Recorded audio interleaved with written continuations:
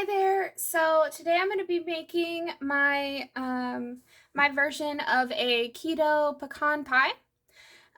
So I'll be getting started with the crust. Normally I would use my preference is to use like a macadamia nut crust, but I happen to have a ton of almond flour and I want to get that used up. So I'm going to be using that. I also have an alternative way of making a pie crust, a no-bake pie crust. You can still bake it, but it's technically a no-bake pie crust for my keto French silk pie video, which I'll link down below if you want to watch that. But today I'll be making an almond flour one. So I just need the almond flour, eggs, salt, maple syrup, the Chalk Zero maple syrup. I'll be using that as kind of like a binder, and then 1 stick of melted butter. So let me get all those ingredients together and I'll show you the next step. Okay, so I added 2.5 cups of the almond flour and then just a little bit of the salt to taste. And then I'm about to add a full stick of melted butter, 1 egg, and then approximately 2 tablespoons of the Chalk Zero maple syrup. Okay, so keep mixing it in until it looks like a dough, like this. And then I'm just going to go ahead and fill up the pie plate with it, including like coming up the sides as well. Okay, so once you have it flattened down into your pie plate, you just want to make sure it's all even, all covering the pie plate. You're just going to take a fork and just kind of press little, it's like holes. It kind of helps with like the steam to keep the pie from like rising up out of the pan.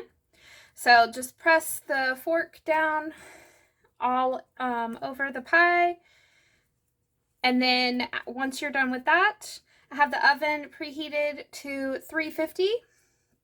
So I'm just going to pop this in the oven at 350 for about 10 to 12 minutes while I put together all the stuff for the filling. Doesn't have to be perfect, but you do want to make sure that there are some holes perforated on here so that, again, the dough doesn't like rise up out of the pie plate. Okay, so while I am baking the pie crust for 10 to 12 minutes in the oven at 350, I'm going to get started with the filling. So I've got 2 sticks of butter melting in a skillet right now, and I'll be adding 1 full cup of the Swerve brown sugar substitute in there as well. And then I'll show you the next step after that. You'll have to mix that together, let it cool off, and then you'll be adding some other ingredients to it. Okay, so I just pulled this off the burner. This is 2 sticks of butter and approximately 1 cup of the Swerve brown sugar mix. I'm just going to let this cool just a little bit, and then I'll be adding in another couple of tablespoons of the maple syrup, and then a couple of tablespoons of the vanilla extract. I like a lot of vanilla, so I'm going to be adding about 2 tablespoons full. You could probably just do 1 if you're not a huge vanilla person like I am. But I have to let this cool just a little bit. And then I'll be adding those 2 ingredients, and it's got to cool a little bit more because then I have to add the eggs, and you have to make sure that this is not so hot that the eggs cook. Like, it can't be hot enough that when you put it in there, the eggs start cooking. So you have to let this cool off just a little bit, and then start adding in the other ingredients. Okay, so I just pulled the pie crust out. It was in there for about 10 to 12 minutes. And then I added the maple syrup. I added 2 tablespoons of maple syrup, a little bit of salt, and then a couple of tablespoons of the vanilla extract. And I also added about 2 tablespoons of heavy whipping cream just to add a little extra creaminess to the mix, and also to help get this to cool down faster so that I can go ahead and add the eggs in. And I can't stress this enough. Definitely make sure that this is still warm. It's not cold, but it cannot be hot to the point where it's going to cook your eggs whenever you add in your eggs, which I'm about to do. I'm about to add 3 eggs into this. And then after that, I'll just be adding the pecans and then pouring into the pie plate. Okay, so I just added all 3 eggs, and now I'm just stirring thoroughly to make sure that it's all blended well.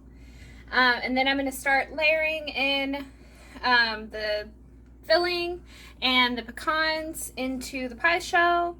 I like to layer it in because I like to do more pecans in there than just like on the top layer, like a lot of recipes do. So I'm going to start with the filling and then add a layer of pecans and etc., etc. So I'll show you the final product whenever I am done with that. Okay, so here we have the final product. Before I put it in the oven, this is what it looks like. So I've got the oven set to 350, and it seems like this usually cooks for about 50 minutes, 50 to an hour. So I'll check on it at 50 minutes, and of course I'll let you guys know how long it ends up taking. All right, and here we have the final product. Let me go ahead and get a knife and I'll cut into it for you.